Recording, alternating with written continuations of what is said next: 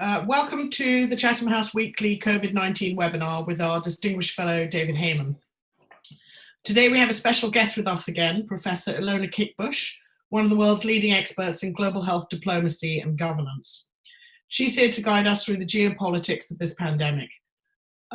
Besides her being an Associate Fellow at Chatham House for more than 10 years, she is the founding director and chair of the Global Health Center at the Graduate Institute of International and Development Studies in Geneva. We've worked closely over the years with the Graduate Institute, particularly through our Africa Global Health Leaders Fellowship.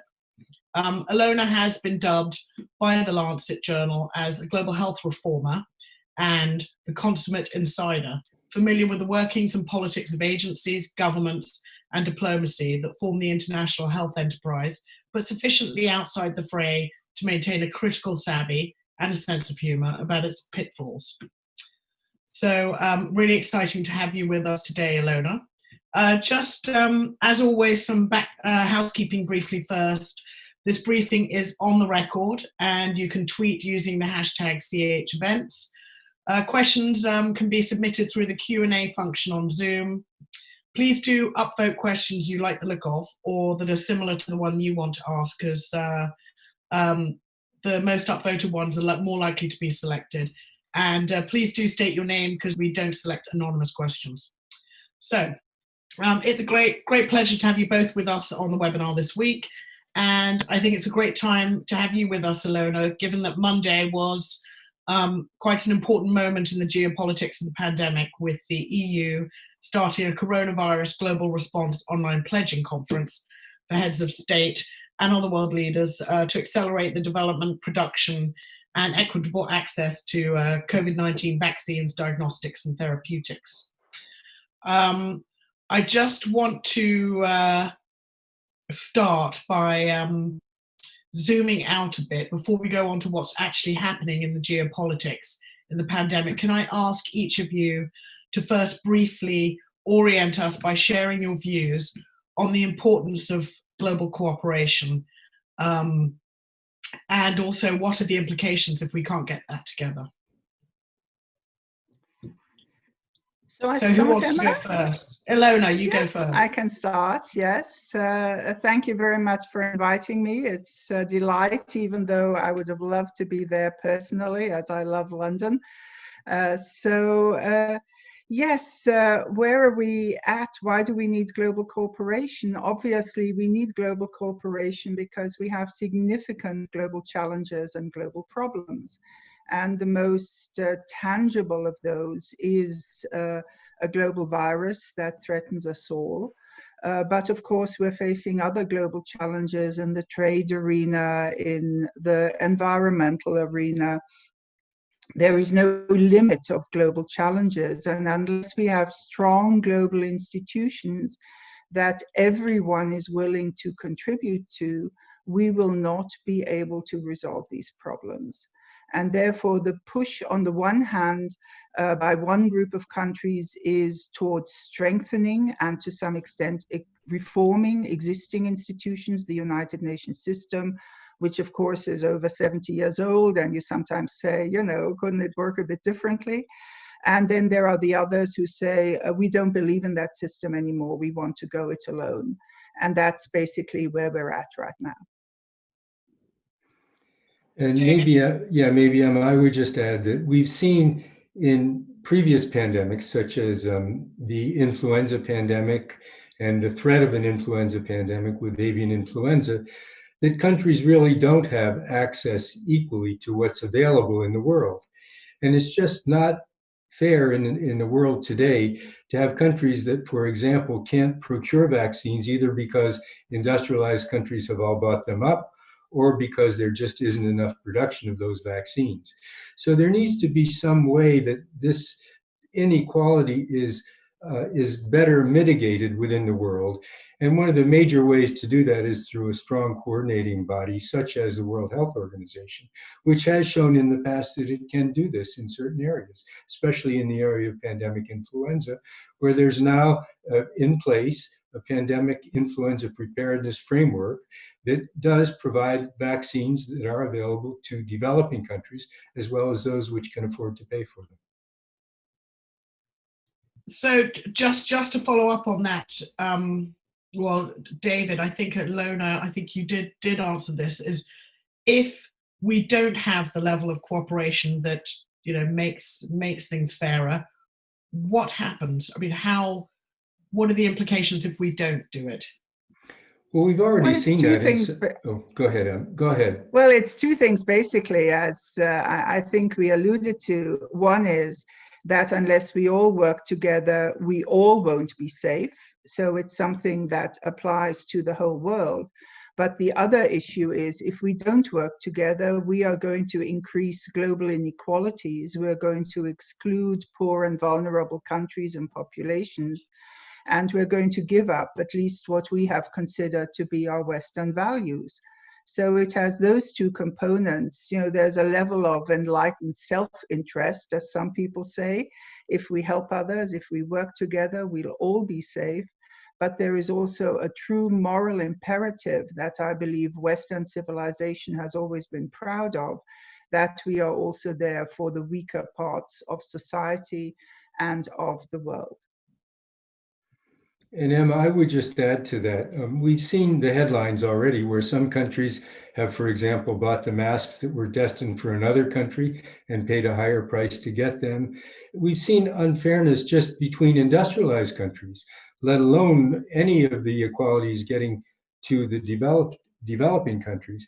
And in addition, as airlines begin to unlock, it's going to be very important that everybody has a standard policy, or you might land in one country and end up in a hotel quarantine for 2 weeks, not understanding that you couldn't go to that country. So if there's a disarray as airlines, for example, begin to unlock and begin to fly again, that will cause great damage internationally and not permit the recovery that we're all looking for. Thank you for that, both of you, for answering the question very fully. So Ilona, I was hoping you could give us an overview of how you have seen the geopolitics play out in this pandemic generally, and what you think is most notable about what's going on geopolitically. Well, as David has already alluded to, this is the very first time, and we've had a number of outbreaks, epidemics, pandemics over the last 20 years. This is one of the very first times that we find ourselves in the middle of a geopolitical spat between, in this case, two countries, China and the United States, where one country, the United States, is particularly adamant that the present system of international cooperation, specifically the World Health Organization, is not up to the job. So we are in a situation where major players are, point one, not willing to work together and are attacking each other at all levels. And actually health, to some extent, has become a proxy fight for other issues that are at stake. That's one dimension of it. The other dimension of it is that, of course, if you compare it with the Ebola outbreak about 5 years ago, where, for example, the United States under the Obama administration took on a very clear leadership role, where American stellar institutions like the Centers for Disease Control were there for the whole world to help resolve this issue, we're seeing that major gap. So on the one hand, we have an attack from a major country. On the other hand, we miss the expertise and the excellence from that country that has always been so central for global health. So that's one part of the picture. The other part of the picture is that some of the countries are still sort of sitting on the fence, not quite clear where they stand in terms of this, new multipolar world and this very political virus. Also because to some extent they have not yet resolved how they are dealing with it inside their own country. I'm thinking of Russia, for example. I'm thinking of India. So there are a number of other big players that are still waiting to position themselves, but they have not expressed, any major attacks at the World Health Organization or at the institutions. What they have not done is join the initiative that you referred to, which is one of the first times that the European Union and the European Commission has taken such a proactive stance in global health. So with the United States having sort of moved sideways, there is obviously a gap. And the question is, who's going to fill the gap? I won't call it a void, but I'll call it a gap. And the new commission that started its work at the end of last year, explicitly saying we want to be a geopolitical commission, has taken up this ball and has said, we want to play a strong role supporting multilateralism, point one, supporting WHO, point two, and supporting global cooperation, particularly in the area of science and innovation. And so we're seeing a new dynamics here where we don't yet know how it will play out. It's interesting also because it's been the European Union as well, through the workings of the Commission and its representation in Geneva, that has taken the initiative for a very strong WHO resolution to support and continue the work of WHO on COVID-19. So we're seeing some shifts here. We don't yet know how they'll play out. And interesting will be if they also play out not only in terms of the money raised now, but also in continuous support, also financial support to the WHO. I wanted to pick up on the WHO thing actually with both of you, because you've both worked at a high level within WHO and you both work closely with them now as external advisors. Obviously, we know that WHO has been criticized in the past for its handling of global health crises, but how does what's going on now compare in terms of the threat to WHO's standing and its role in the global health architecture? Is WHO feeling particularly threatened right now? And where do you think this is all going? Yeah, thanks, Emma. Maybe I'll start by saying that I think WHO, as it has been in the past, is continuing to be a very strong technical leader. We wait to hear the daily press conferences or the thrice weekly press conferences where WHO does provide the information necessary. And we've seen that the technical people at WHO are willing to speak to countries, they're willing to speak in television and radio to really provide the information that is being collected by them and being reviewed by their external advisory bodies. So WHO continues to function as this important clearinghouse of information, analyzing that information and providing best practice information based on the evidence.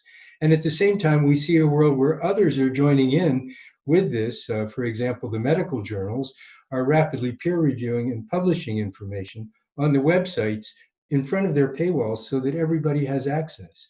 So WHO, the medical journals, and everybody are really working quite closely together, including those two countries that were mentioned earlier by Ilona, the US and China, that continue to share their information to the advisory groups of WHO and to WHO itself, while publicly posturing in a different way.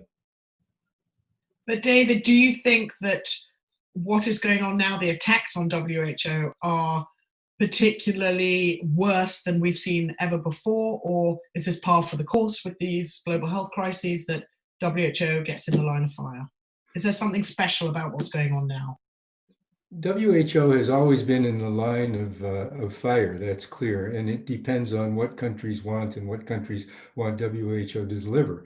But I think if you look generally in the world, the demand for WHO is still there, even in countries that might be at the geopolitical level posturing differently.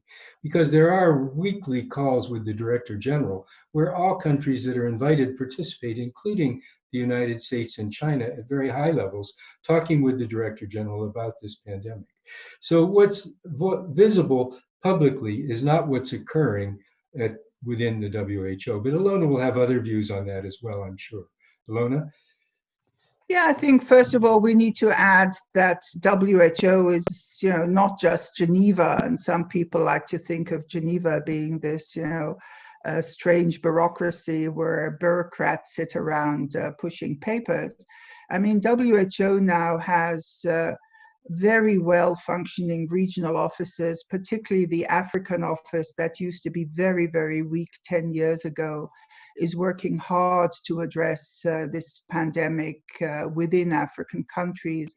There are country offices that are working. The WHO works with so many of the other UN organizations, the World Food Programme, the other health programs like the Global Fund, like Gavi, etc. It's a very, very tightly knit network. So often when we just say WHO does, it's rarely WHO alone. It's often WHO at various levels of activity. And very frequently, I mean, if you go to the WHO constitution, WHO is the secretariat and its member states. And frequently when we see weaknesses of the WHO, I would maintain that it is related to weaknesses in the member states, like not fulfilling their international health regulation responsibilities, or it's chickens coming home to roost because member states were not willing to give WHO more authority in certain areas, like, for example, assessing countries, like going into countries, etc. So in a way, what you see is also always a political game. In normal situations, many countries would aim to actually keep the normative, standard setting, authority side of WHO weaker because countries want to maintain their sovereignty. In other cases, you know, when then that weakness comes to bear, like in a pandemic situation, some of these countries who've kept WHO weak, also financially, will be some of the first that are attacking it and saying, you're not doing what we want you to do, particularly if it's another country. You know, if you want WHO to act like weapon inspectors, then it's not only about sending someone to China or to some developing country, then it's sending someone to the United States, to Germany, and to India as well.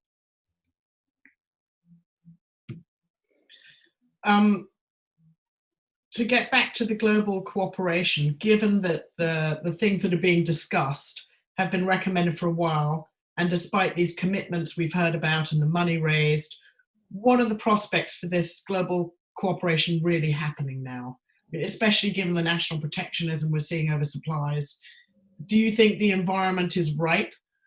Is the threat of this pandemic enough to push this finally into action? Either both of you, that would be great. Yeah, you know, there are many new institutions in the world as well that are working together on this outbreak and others. In Africa, for example, the WHO office has been strengthened, but there's also the Africa Center for Disease Control, which is based in Addis Ababa with the African Union. That has tremendous political power within Africa and has been bringing countries together in a way sometimes that WHO has not been able to bring them together, but it is working with WHO to make sure that this power reflects the importance of WHO's standards and norms as well. So we're seeing new institutions becoming involved in this, and at the global level, we see institutions like Gavi and the Global Fund for AIDS, TB, and malaria that are also now working together with WHO and with the international community, planning for vaccines should they be available, and also at the same time helping with procurement and making sure that procurement is done in a way that's already been learned by the Global Fund so that they can in fact contribute to this global effort against COVID rather than just maintaining their vertical focus on AIDS, TB, and malaria. And I know Ilona again has thoughts on this. Yes, I think first of all, we see that the global health organizations are working much better together, and David has named a whole number of them. And in the work that, or the cooperation mechanism that they have created, the Global Action Plan on Health and Well-being, they are now also shifting their work to the country work that is needed right now in relation to COVID-19. And that's an incredible strength if you look at that list of 11 institutions, and we've named a whole number of them, but the World Bank is part, UNDP is also part, etc. So that combined effort is something very central. And I think we're seeing much more, particularly under the present Director General, that he is taking the role of WHO set out in the Constitution as a coordinating body very, very seriously, of reaching out, of not working in competition with other agencies, but saying we can only resolve these global problems together. And that is really a very, very big move that we see. It's a change of mindset that is absolutely critical. And therefore, in response to your question, how will it play out? We can either, be doomsayers and say, well, it all looks so tragic, we're not going to get anywhere. On the other hand, as a political scientist, we speak of cosmopolitan moments where, a crisis allows you to put into focus what you actually need. And that within such a crisis, very frequently new leaders also emerge that take something forward. And I think with the initiative of the European Union, we're starting to see that new leadership emerge. We saw the leadership emerge with the resolution put forward by Mexico at the United Nations. We've seen the leadership emerge in Saudi Arabia, how they are handling the health issues around the G20. We've seen Italy already now saying, we will continue with leadership in global health. We want to move this forward when we take on our G20 presidency next year. And of course, Germany will be leading the presidency of the European Union as of 1st of July. And already Germany has defined that presidency as a Corona presidency, a presidency where it wants to strengthen multilateralism, where it wants to pull the European member states, large and small, together, and where it wants to strengthen the health responsibilities of the European Union itself.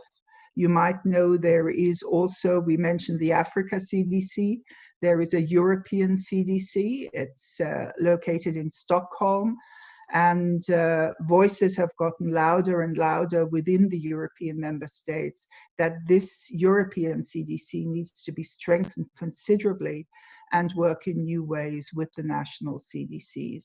So we're seeing, some interesting rays of light. And I feel our role would be to see how can we support them, how can we build alliances with countries all around the world. And here the European Union is reaching out particularly to African countries and the African Union. The very first trip the new president of the European Commission took was to Addis Ababa, was to the African Union. And so we're starting to see new kinds of alliances emerging that we would need to strengthen and move forward. And over time, I think others will need to join as well. Just before I move on to questions, because time goes so quickly, you've alluded a little bit to the how, but I think there seems to be a lot of intention and a lot of willingness and statements of commitment, but to what degree are we moving on to the how? How do we do this? What mechanisms are being discussed, and what's emerging as feasible options? I mean, are there things going on already that we can build on, or is it too early to talk about the how and we still have more work to do on the commitment? No, there is a lot of how that is already there, and that can be expanded also to the COVID-19 challenges. I mean, David already alluded to one of the important international frameworks on pandemic influenza that could well be expanded to other areas of vaccination. We have tremendous experience with market commitments that Gavi is using advanced market commitments, that Gavi has been using the Vaccine Alliance to have funding for vaccine development.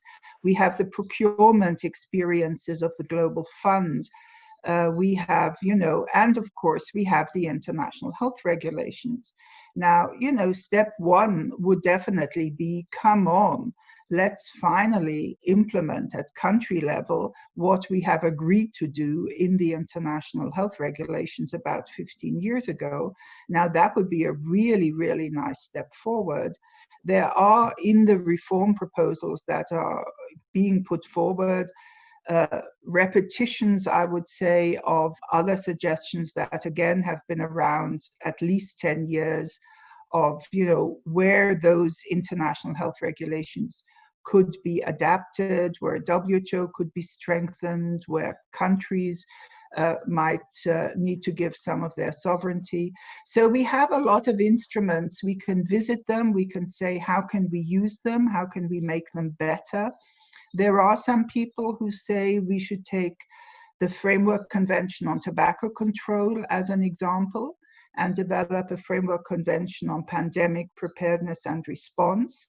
So there's a load of models there that I believe, with a significant amount of political will and some countries showing, as one says, leadership, that one could move forward and learn lessons. Emma, I would just add also that we've talked a lot about the public sector and what the public sector in these various organizations have to offer. Really, the untapped potential still lies in the private sector. And in a world today where the private sector should be playing an equal role, it's not always been possible that occur. Sometimes because of WHO and its caution in dealing with the private sector, sometimes because of other reasons, but the private sector has just not jumped in as fully as it could be in making sure that they are contributing to the global pandemic response, for example, not only in the countries in the industrialized world, but in countries where they have are working in developing countries, to make sure that they're linked with the governments and with the response, so that if they can provide a logistics platform or a transportation platform or something that the country doesn't have, they can do that. So we need to really be working to bring the private sector in. And I know there are many initiatives to do that. And WHO is actually trying to increase its ability to work with public sector without having an undue influence on its best practice and evidence. But it's still an untapped resource as far as I'm concerned that needs to be brought in. And I know World Economic Forum and others are trying to bring it in, but it needs to come in full force to complement what's going on in the public sector.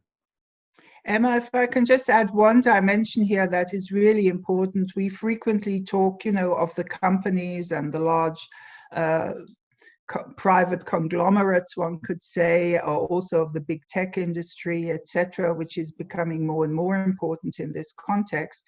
But I think one area of actors that we are starting to look at more and more in this new global environment are the investors.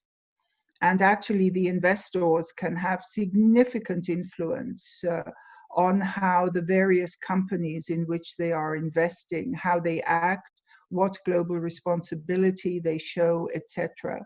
So we're seeing an increasing communication of the World Economic Forum, also of other organizations, also of the WHO, with investors. And that also includes sovereign wealth funds, where they invest. That includes our pension funds, where they invest, etc.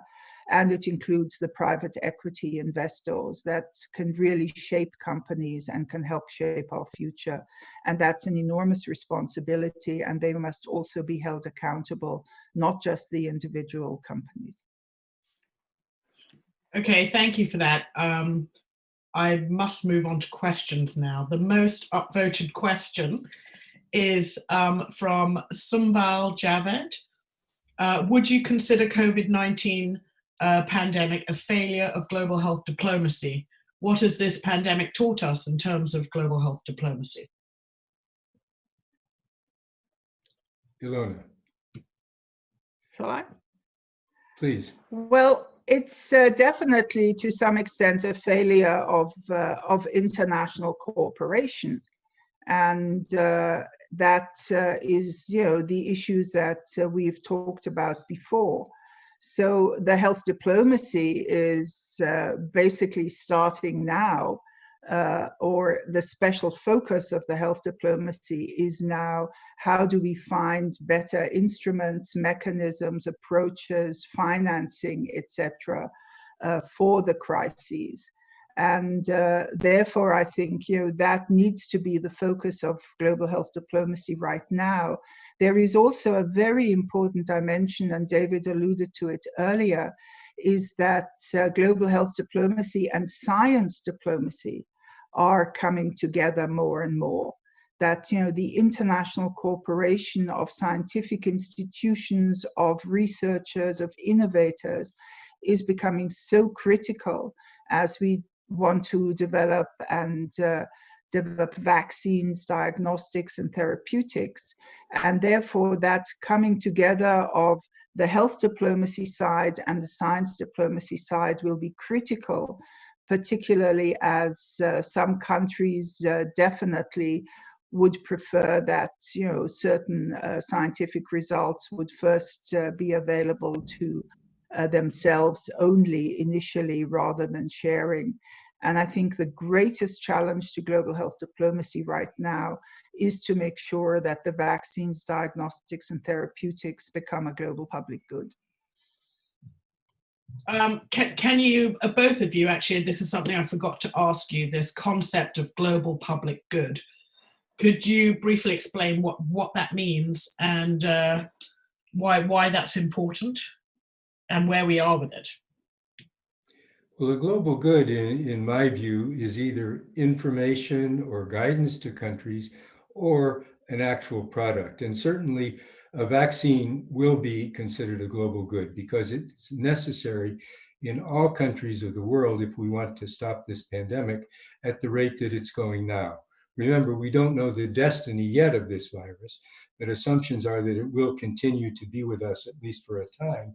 And should there be a vaccine developed, we need to treat that as a global good, as a good which is important for all countries and is made available to all countries so that we can all have equal benefit. So a global good, in my view, is equal benefit to technologies that are developed with contributions from many different countries and institutions. Ilona, do you think labeling something a global good changes the way it is viewed or the way it's treated? What is there a political dimension around calling something a global good or resistance to labeling it that? Yes, definitely, and it falls back, into some of the geopolitical divisions. If you watch all the statements that were given on Monday and 10 days before on the Friday when the accelerator was launched, it was interesting how often the speakers actually referred particularly to vaccines and diagnostics as global goods or global public goods. It's a term that's been around for a long time. It was developed also in the context of the UNDP, where some excellent work was done, but it sort of disappeared. And now in the context particularly of the need to find a vaccine and diagnostics and therapeutics for COVID-19, it is sort of re-emerging, and it's becoming the expression of actually stating by countries, we want to contribute to make this truly available to all. We give a commitment that, if this were to be found in our country, we would share the knowledge and the products with everyone. And meanwhile, we are all working together on trying to create the mechanisms to do that. Because already now we have to work on production sites, distribution mechanisms, financing mechanisms, etc. So I think it is a political expression to multilateralism and sharing and to equity and human rights that I find very, very important. And does resisting adopting that terminology create an opportunity for those who believe in it to kind of browbeat those who resist it, shaming them into behaving and cooperating? Is there an element of that, or have I just made that up completely? Well, you know, in global health and particularly also in the negotiations at the World Health Organization, one actually tries to avoid that. One tries to avoid shaming people. One tries to find language that everyone will agree to. And those that have been through such negotiations will know how important language is, including commas and semicolons. And you know, sometimes people get very frustrated and upset about that. But that is really, you know, the very, very difficult consensus finding. There are words that some countries will not accept. And we're seeing that now in the whole area of sexual and reproductive health and rights, where some countries are just no longer willing to go down that road. And that leads to very difficult negotiations. And even the word solidarity, that seems, you know, rather matter of fact to some of us Europeans, is a no-no word in certain international negotiations. Sometimes one doesn't even know which words will raise the hairs of which countries.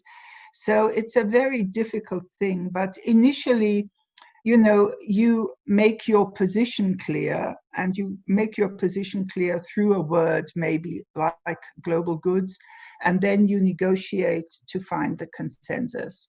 And I think starting with a position and then finding the common interest is the really important thing, no matter what we call it in the end. David, you're smiling. What's up with that? No, I think that's right. And what you can see is that health has always been a good tool for negotiation, because people are willing to stop, to call a ceasefire for vaccination activities or whatever. And what we have to do is make sure that it doesn't become a hostage. And some countries have used it for a hostage and continue to use health issues as a hostage rather than as a global negotiating point. That's why I smile. Okay, great. Good to know why the smiling. It's always good to see. Okay, I'll go to another question now. Let's see. There's a little bit more on WHO and US and China. This one from Benson Koch. What are the consequences of USA pulling out of funding WHO? And Barbara Burungi from Nigeria. Do you see the contribution of China to WHO increasing sustainably in years to come? And I apologize that I had hiccups right in the middle of saying that. Maybe I'll start by saying that it's important to understand WHO's budget. And the budget is both a regular budget, which is from assessed contributions of countries which belong to the UN system or the WHO system, as well as extra budgetary funding. And just as an example, the United States is one of the major donors, along with the United Kingdom and the Bill and Melinda Gates Foundation, Rotary International, and UNICEF, to polio eradication.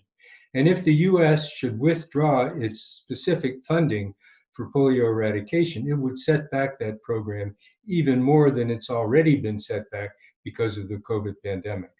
So funding at WHO is both core budget or assessed contributions and extra budgetary.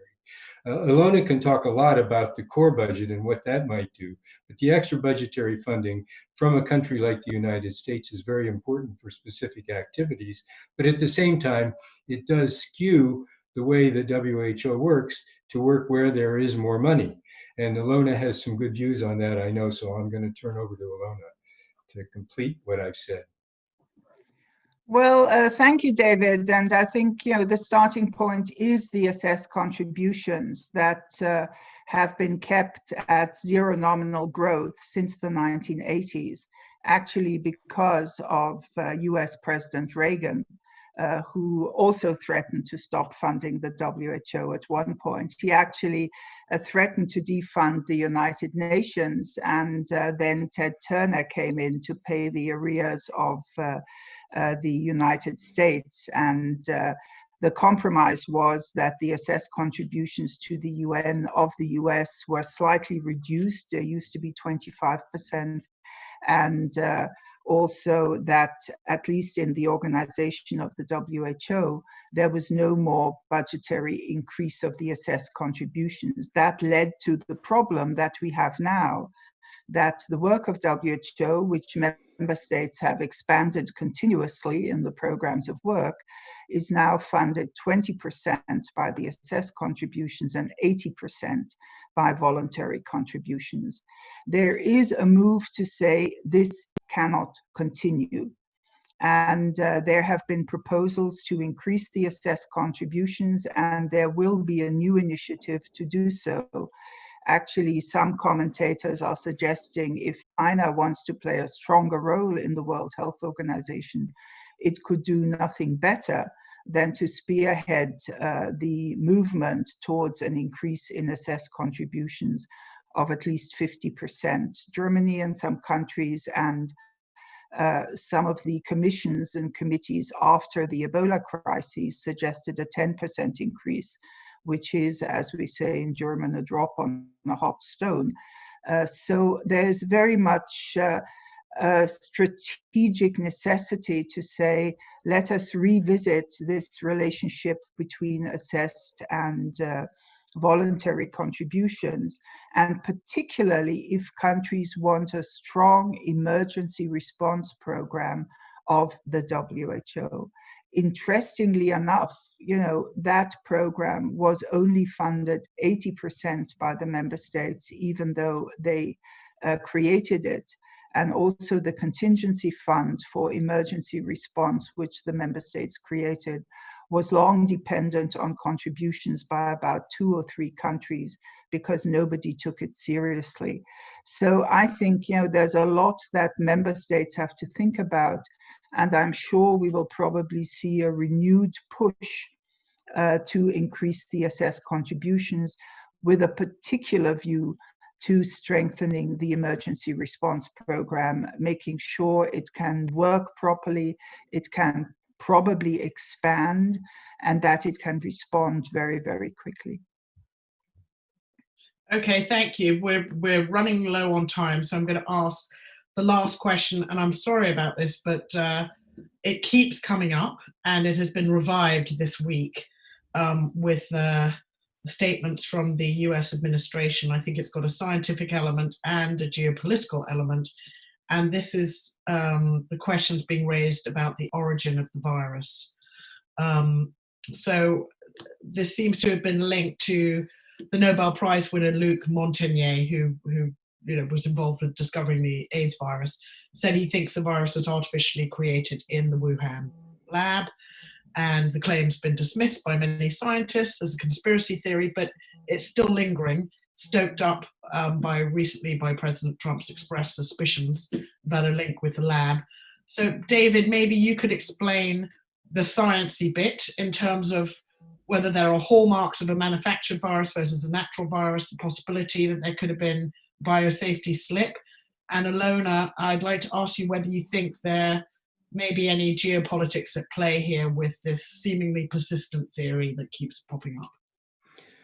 Well, I would start, Emma, by saying again that it doesn't matter how this virus originated in human populations. It's there and we have to deal with it and not be distracted from that. There are many different conspiracy theories. The fact remains that the virus, which causes this pandemic, is almost identical genetically to a virus that's carried by fruit bats in the area of Wuhan, where the outbreak is thought to have originated. How that virus got from bats to humans can be hypothesized. It could have gotten directly into humans through bat excreta, which then contaminated humans. It could have infected animals that then infected humans, or there could have been other ways that humans got infected. But now's not the time to worry about that. Now's the time to worry about stopping this pandemic as best we can and moving on forward. There will be time after that to look back and to make some hypotheses as to what might have occurred and try to prove those hypotheses. Ilona, any parting shots on that? Yeah, I think it's a lot of smoke and mirrors. I think we're seeing as the initial focus was the attack that China did not act appropriately. Then the next thing was WHO did not act appropriately. There was not that much international support for these statements. So now the whole discussion and the geopolitical blame game has moved to the origin and the irresponsible handling, basically, and everything that David said applies. But what is very interesting is the undertone here, and that is that a virus becomes increasingly, on the one hand, political, but on the other hand, it increasingly becomes part of a much larger security debate in terms of, potentials in bioterrorism, cybercrime, and other such things. And the role of intelligence agencies becomes very important. And you can see how in the United States there is actually also a significant tension between the American intelligence agencies that seem to be saying they don't have proof of this, and on the other hand, the White House that continues to insist. I'm sure we're probably going to see this taken also to the UN Security Council.